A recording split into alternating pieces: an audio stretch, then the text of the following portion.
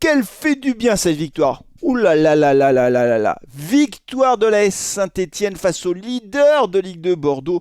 Une victoire sans bavure, 2-0, clean sheet à la maison. Une victoire qui permet aux Stéphanois de lancer réellement leur championnat. Ça y est, le championnat de France pour l'AS Saint-Étienne est enfin lancé. C'est une victoire qui, je trouve, est une victoire probante, un match référence qui permet aux Verts de faire plusieurs choses. D'abord, de sortir de cette zone de relégation inconfortable. Là, avec 7 points, on arrive vers le milieu du classement. Donc ça, c'était très important. On revient avec un goal average nul, 0 goal average. Donc ça aussi, c'est extrêmement important. Vous le savez, notamment en fin de championnat, on peut être sûr que le goal average comptera au classement. Ce sera très important d'avoir un bon goal average. Et puis surtout, dans le jeu, les Verts ont montré des choses intéressantes. Alors bien sûr, tout n'a pas été parfait parce qu'il y a eu du déchet technique, on va en parler. Mais les Verts ont réussi quand même à battre Bordeaux 2-0 à l'issue d'un match. J'ai envie de dire propre de la part des Stéphanois. Voilà, une victoire qui fait extrêmement plaisir. Alors elle fait du bien au classement, mais elle fait aussi du bien à la tête. Elle va permettre aux joueurs de gagner en confiance et à Laurent Batles de continuer à installer son système de jeu. Ça y est, le système à 3 défenseurs a clairement pris sa place dans l'équipe stéphanoise et les nouveaux joueurs qui ont fait leur apparition pour la première fois, les 3 nouveaux joueurs sont des joueurs qui ont eu des prestations un petit peu différentes, mitigées pour certains, on en parlera bien sûr, mais aussi d'autres très encourageantes. On va en parler dans quelques instants. Je vous propose de démarrer tout de suite avec le débrief du match. Après on parlera de ce que l'on peut attendre de ce championnat finalement maintenant qu'il est lancé. C'est quoi la suite de l'histoire pour l'AS Saint-Étienne? Et enfin je terminerai avec l'attaquant de l'AS Saint-Étienne qui a trouvé le chemin défilé, Wadji, qui m'a fait une très bonne impression. On en discutera dans la troisième et dernière partie de cette émission. On commence tout de suite avec le débrief de ce match.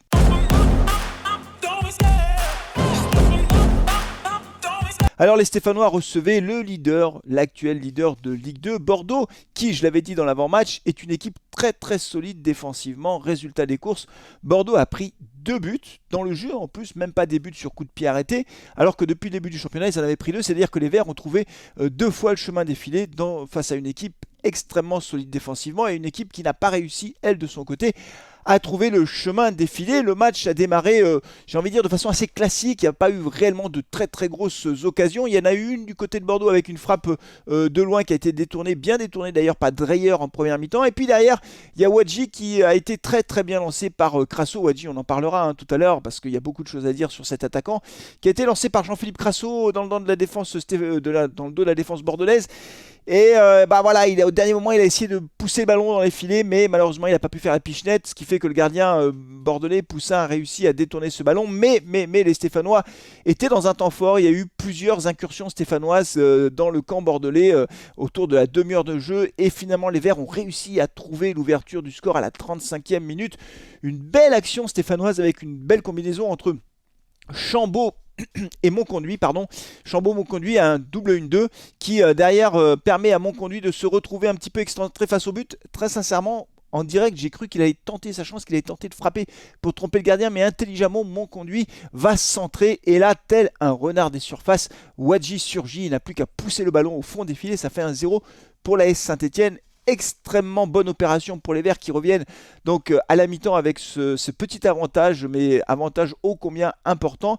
Et les Verts qui en deuxième mi-temps finalement ont décidé de rester à peu près de la même façon en place, c'est-à-dire que le dispositif n'a pas changé jusqu'à la 60e minute de jeu. Il a commencé à y avoir quelques changements avec notamment Petro qui est sorti pour Bakayoko, mais les Verts étaient toujours sous la menace d'un retour bordelais. Les Bordelais qui, sans avoir été extraordinairement dangereux, commençaient à mettre la pression.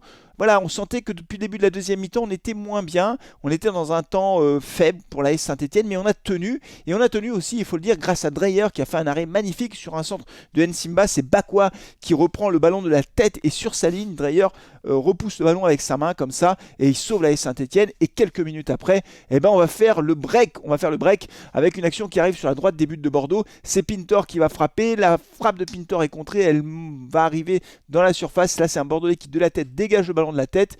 Le ballon revient sur Masson et là, sans contrôle, Masson va reprendre de volée. Il va aller chercher le petit filet, une très belle reprise de volée de Masson. qui est en pleine confiance. On le voit d'ailleurs quand les joueurs sont en pleine confiance comme ça, ils tentent des gestes et ils réussissent les gestes, ça ne s'explique pas, c'est comme ça. Néanmoins, Masson, il en est quand même déjà à 3 buts depuis le début du championnat. Il est vraiment en pleine confiance, le défenseur stéphanois, alors qu'il avait connu un début de championnat, souvenez-vous, extraordinairement compliqué. Les Verts mènent 2-0 et à partir de là, le match est plié. Les Stéphanois font preuve évidemment un petit peu de malice, puisqu'ils temporisent beaucoup, ils font circuler le ballon, ils tournent. Briançon est tombé 45 fois au sol en faisant croire qu'il avait très très mal.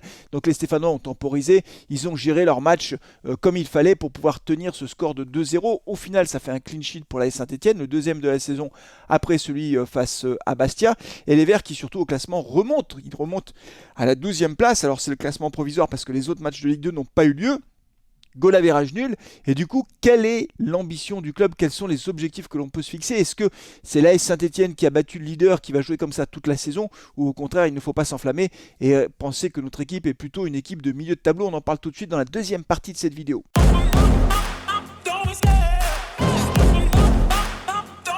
Alors, quelle est la véritable équipe de l'AS Saint-Etienne? Voilà, c'est la vraie question qu'il faut se poser. Est-ce que c'est Saint-Etienne qu'on a vu face à Bastia et qui fait aussi tomber Bordeaux, une équipe de Saint-Etienne plutôt séduisante dans le jeu, qui arrive à se créer des occasions, qui marque des buts dans le jeu? Ou est-ce que c'est l'AS Saint-Etienne qui piétine à Pau, une équipe de Saint-Etienne qui piétine à Quevilly-Rouen, une équipe de Saint-Etienne qui en prend 5 à domicile face au Havre? Quelle est la véritable équipe de Saint-Etienne? Qui en prend 6 même, je crois, je sais même plus, 6-0 face au Havre. C'est ça la question en fait.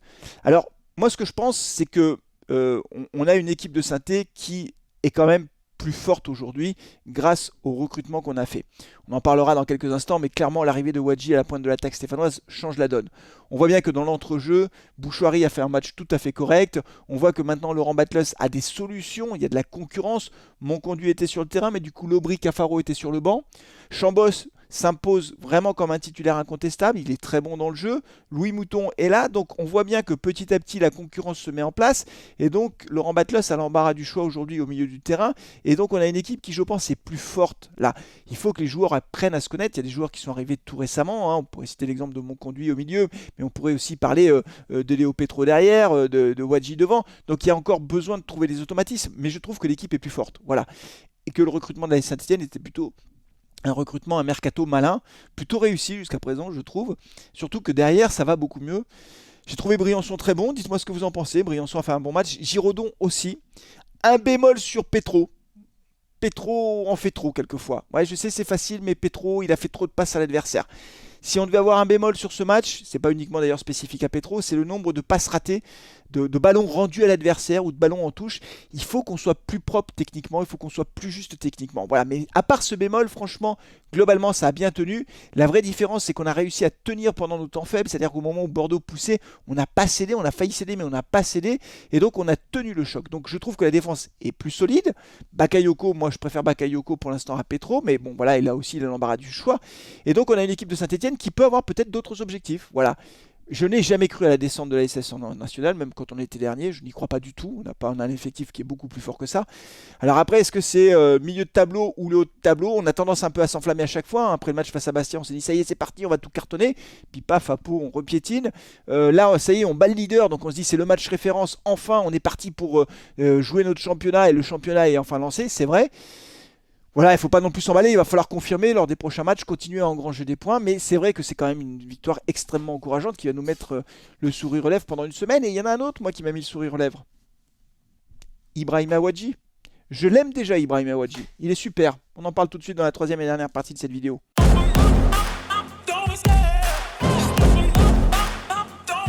Ibrahima Wadji, attaquant, qui a fait sa première apparition en tant que titulaire face à Bordeaux, à Geoffroy Guichard. Alors déjà, quand il était rentré face à Bordeaux, je l'avais trouvé intéressant, celui qui va nous chercher ce penalty qui nous sauve en toute fin de match. Et puis là, très clairement, on voit bien que, en fait, on n'avait plus d'attaquant depuis très longtemps. C'est-à-dire que l'année dernière, on a joué une saison entière en Ligue 1 sans attaquant. Parce que il apporte dans le jeu quelque chose qu'on n'avait pas vu à Saint-Etienne depuis des années. C'est un joueur qui prend la profondeur, c'est un joueur qui est très rapide, il fait des appels de balles. On l'a vu en première mi-temps, quand il fait cet appel de balle lancé par Crasso, tac, dans le dos de la défense, un très bon ballon, et puis il part dans le dos de la défense. Donc il prend la profondeur, il apporte de la vitesse, il apporte des solutions, il crée du décalage. Voilà, c'est très bon ça. Il va poser des problèmes énormes aux défenses adverses. Et c'est bien parce que du coup, ça permet à Crasso de décrocher un petit peu, Crasso qui recule un petit peu, Crasso qui est capable, lui, techniquement, de faire la différence dans la surface, d'aller chercher peut-être un crochet, deux crochets, double contact, clac, et puis derrière, soit ça fait but, soit ça fait une passe décisive. Donc Crasso, il a un style de jeu qui est complètement différent, mais je pense que les deux joueurs sont complémentaires du coup. Et ça, c'est très important parce que Crasso, tout seul à la pointe de l'attaque, même s'il a mis beaucoup de buts, on le sait, c'est pas le, comment dire, le positionnement idéal pour Jean-Philippe Crasso. Être neuf devant tout seul, c'est pas ça. Il préfère être un petit peu en neuf et demi en quelque sorte, à côté d'un attaquant qui lui va prendre la profondeur. Donc ce sont deux joueurs qui ont des styles de jeu complètement différents. Crasso est beaucoup plus technique que Wadji, on le voit bien, mais par contre Wadji il va à l'impact, il va chercher la profondeur, il fait des appels de balles, il fatigue les défenses. Et puis Wadji aussi, on l'a vu là à l'occasion de ce match face à Bordeaux. Wadji il est là au bon endroit au bon moment. Sur le centre de Monconduit, bah, il est là. Il est là. Alors c'est pas un but extraordinaire, hein. C'est pas le but de l'année, hein. C'est pas le truc incroyable, c'est pas le but qu'a pu mettre Crasso par exemple, les buts qu'a pu mettre Crasso depuis le début de saison. Mais il est là au bon endroit au bon moment.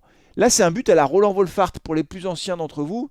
Vous savez, Roland Wolfart c'était pas un attaquant techniquement incroyable, mais Roland était là. Roland Wolfart était là dans la surface, le renard des surfaces. Et bien là, c'est le renard des surfaces qui a marqué. Voilà, Ibrahima Wadji, il est renard des surfaces, mais il est également très rapide. Il prend la profondeur, il fait du décalage. Donc on va attendre la confirmation d'Ibrahima Wadji, mais j'ai trouvé sa première prestation en tant que titulaire très intéressante. Dites-moi ce que vous en pensez les amis. Est-ce que vous êtes d'accord avec moi ou pas, ou est-ce que je m'enflamme trop vite comme d'habitude? En tout cas, la conclusion de cette vidéo, de ce match, c'est que les Verts tiennent leur victoire référence face au leader de Ligue 2, que c'est très encourageant pour l'avenir, que notre championnat est lancé, qu'on remonte au classement, que ça fait du bien à la tête et qu'on a hâte de voir la suite. Merci les Verts, merci les Verts. Allez les amis, on se retrouvera pour une prochaine vidéo. Peut-être qu'on fera un mag avec les copains cette semaine, je vais voir comment on organise tout ça. Mais en tout cas, ça fait extrêmement plaisir. Prenez soin de vous, de vos proches et puis allez les Verts, puis abonnez-vous à Carton Rouge TV. A très bientôt, ciao.